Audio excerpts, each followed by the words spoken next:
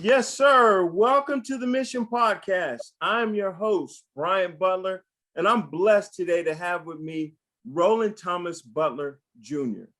Yes, Roland Thomas Butler Jr. is a father of three, a grandfather.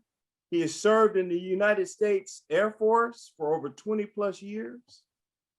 He is an all-around good gentleman.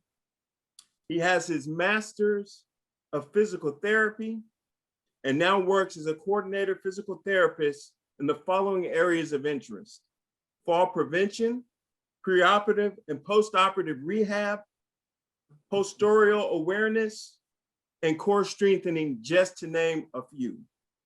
Roland Thomas Butler, hey, welcome to the mission, sir. Thank you, How are Brian. you?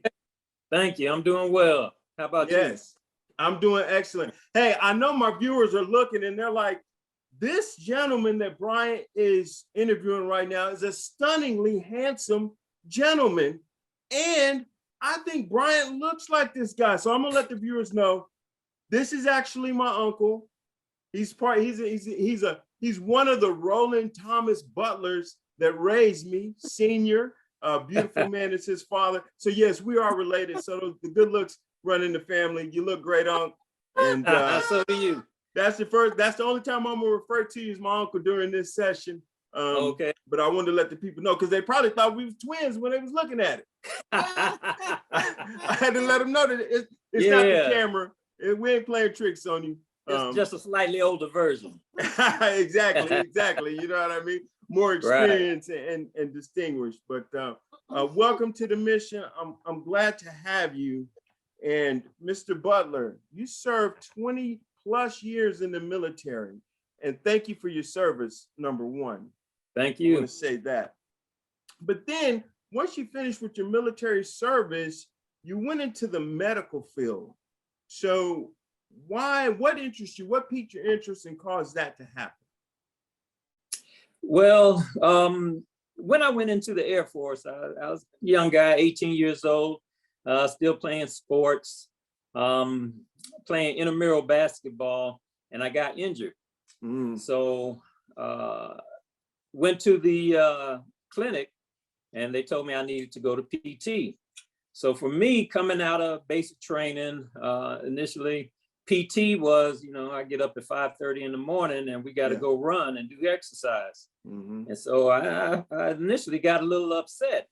I'm hurt. I don't need to get up too early and go running. But once I got into the clinic, this was really new to me. I had never heard of physical therapy at that time. I never knew it was something that I could do to help me. But once I got into the clinic, I saw what was going on. I saw these guys that were just a little older than me, exercising people, helping them out, putting some things on their knees to make it feel better. And so I said, well, man, this is something that I would rather do. Right. So when your tour ended, or when your time in the Air Force ended, you began your studies, or you started going to college and taking classes, working towards your degree while you were in the military? How did that work? Right. So prior to me retiring, I look back and say, hey, I've always wanted to get into physical therapy. I need to start taking these courses, get some of the prerequisites out of the way. So once I retired, I went to Texas State for 2 years, finished my prerequisites, and applied for University of Texas Health Science Center in San Antonio, and was accepted. At that point, I was 40 years old. Never too late. Yeah, definitely never too late. So I was blessed to get into the program. I was blessed to even make it through the program. And be able to get in and get my physical therapy degree.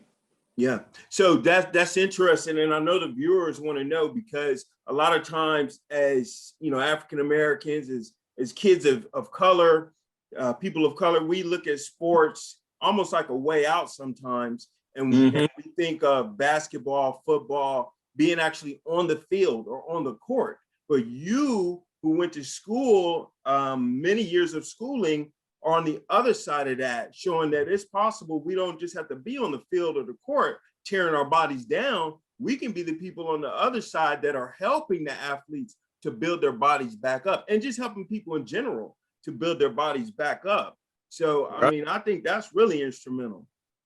Yeah, yeah, yeah, most definitely. And it's a pleasure to help people. I get some high school athletes at this point, and just being able to get them moving in the right direction, get them to strengthen the body part that has been giving them a problem, affecting their ability on the field. And Right. so just by seeing what I was able to do with them, get them back on the field, get them back to, high quality activity, was just a blessing, for me to be able to help them. Yeah. Yeah. That's tremendous. And you mentioned about the timing in school. So, from the outside looking in, if I have an interest in becoming a physical therapist, and I'm sure we're going to have some people that are watching this that are thinking, man, I want to help people. That's a career field I like to be in.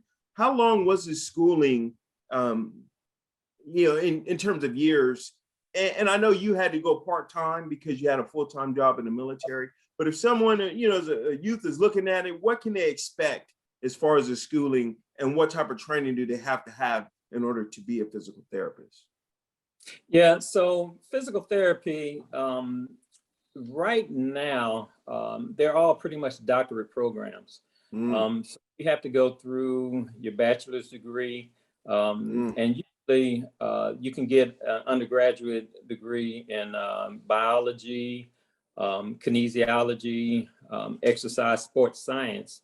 And Right. those are going to give you your prerequisites that's going to allow you to get into a physical therapy program. Grades are a big thing. Okay. If you're going in, if you want to go into a physical therapy program, you have to keep those grades up from the beginning. To get into the program, first of all, now the first thing that they look at are your grades. And if you're not a 4.0 and above, it is very, very difficult. It can still happen, but it's Yes. very difficult at this point. Right. So essentially what you're basically saying is, hey, if this is what you're wanting to do, those grades are going to be important from the time you step foot on campus to the time you Exactly. apply for your program. Exactly. Yeah. Okay. Okay. Well, that's real good information. So I'm Roland, do people have to be referred to a physical therapist by their doctor? Can they just walk in off the street to you? How does that work? That is actually a great question. Yeah, that's awesome. Because they don't have to be referred. Didn't And know it that. depends on your background. So most, like I said, therapists that are coming in have a doctorate program. So you can go what's called direct access from the street straight to the physical therapist if your insurance doesn't require an authorization. Okay. So if your insurance requires an authorization, then most insurance will require that you see a physician first and get referred. So right now I'm seeing, multiple patients that come in direct access. They don't have to see a physician first. And I can treat them for 60 consecutive days before they would need to see a medical doctor. Which is more than enough for me to make a correction in whatever dysfunction they have. What do you mostly see in women, and what do you mostly see in men? And is that the same thing? Are the injuries similar, or are there certain things that happen to men, or certain things that happen to women? What do you think about that? So the injuries are very similar. There's no particular difference between the men and women with regard to the treatments that I'm seeing. I get a lot of post-surgery patients for shoulders, rotator cuff problems, knees, just overuse, and women have just as many overuse issues as men.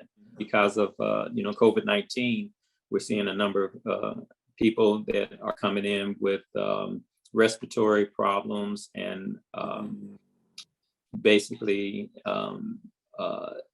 degenerative changes in their strength and mobility. So they're coming in for that. Yeah. Anything that's going to keep you in a chair for long is going to limit your ability to move about. Right. So a lot of the patients that I see, that's the biggest thing that I tell them: keep moving. A lot of my patients, I talk to about one exercise that I give everyone is just a basic sit and stand.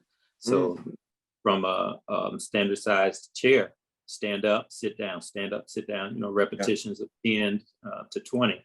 I know you said that that's one of the treatments and exercises. So, but overall, it's not one shoe fits all. You have to customize those workouts, or do you have to customize the treatment per the person? Is that correct? Right. So when they come in to see me, I do an evaluation, take anywhere 45 minutes to an hour. So once I finish with the evaluation, it's going to tell me what I need to set up to allow them to improve. Right. Yeah, that's excellent. So, hey, Roland, you mentioned before that you deal with high school athletes, but I happen to know that you also had the opportunity to work on a high-level athlete, a high-level Olympic level athlete who actually won a gold medal before, so how was that experience? That was a great experience. And, working with such a high caliber athlete, it's totally different from the person that comes in for balance issues and dysfunction of their hip or knees or anything else.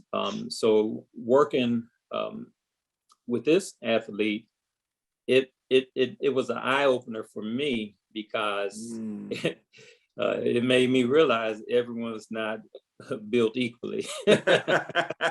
yeah, like we'd like to believe, right? Right. Yeah. And so, with a high caliber athlete such as that, they are more aware of their body. They are more aware of any change in their body. If there's something different, they know about it pretty immediately. And so, I was fortunate to be able to help this person. And they had an injury during the Olympics. And so I was able to help them through that injury during a year when they had to go to World also. Yeah. And so we were able to get them better, and they went to the World and performed well. That's excellent, and that's in part to your wonderful treatment and care. And I know the great thing about that is that you gleaned a lot of information and downloaded a lot of information from dealing with that caliber of person and athlete. And I know you're able to utilize a lot of the things you learned there with every average day citizen and regular people like myself. Right. Well, you're not a regular person. Yeah. I'd put you more along as those top athletes. Well, I appreciate you, Young, for believing in me. And that's awesome. So it's great for us to talk about the actual treatments, but let's talk about maintenance and preventative care that you do for your patients in order to keep them from, one, having to come see you multiple times, and two, making their injuries worse. What are some of the preventative measures that people could be doing? You talked about the basic sit and stand. What are some of the other preventative measures and maintenance measures we could be doing for our bodies? Yeah. So first of all, we talked about the direct access. The first thing is if you have an injury, if you have a problem, get in and get it taken care of. Whether you go to your doctor or if you try to go through direct access to a physical therapist. Right. Because we can take a look at the body, we can identify many weaknesses that you may not know. Yeah. And so with that, we can give you the exercises that are going to help those weaknesses. When I do an evaluation, I'll give each patient a home exercise program that they take with them and use. And we usually recommend trying to do that exercise program 2 times a day until they get to the point where they're feeling better. Then they can cut it back, like a regular program, maybe 3 times a week. But that is something that they need to incorporate into their daily lives. Don't just do it at that point. Once you finish with me, you need to continue that program. And it's basically, like I said, you want to continue moving. Usually the programs that I'll give out after I finish with a patient will include, some resisted bands to help add to the strength training program. Definitely mobility programs to keep them moving, stretching, ability for your joints to continue to function properly. And so maintenance is everything. Right. Yeah, that's excellent. And like you said, it sounds like the key is movement and staying going and staying active and getting exercise. So that's tremendous.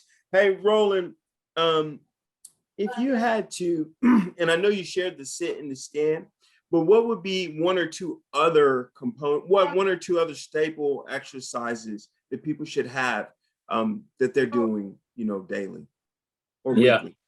Okay, so sit to stands is an excellent program. It's going to, keep the legs strong. Trunk flexion, just to keep your mobility, the flexibility in your joints.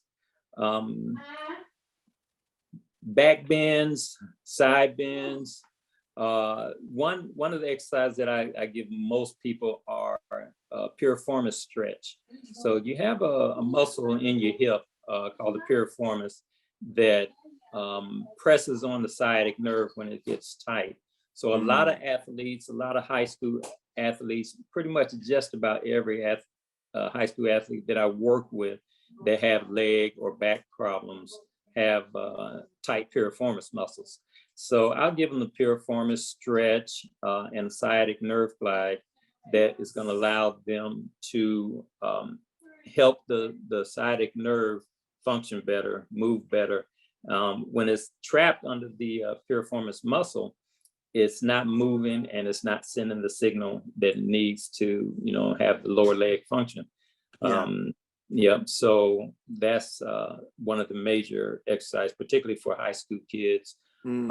Anyone that comes in with a hip replacement, knee replacement, that's a staple exercise that I give my patients because they're not walking normally. So one side may tighten up, versus the other, or both sides of their body may tighten up.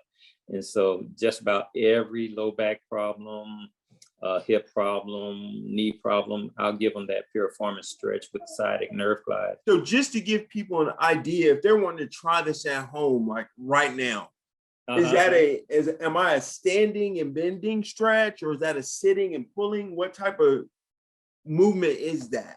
Yeah, it's kind of a sitting and pulling. You want me to try to demonstrate it real quick? Yeah, let's do it. Be able to do that? Yeah.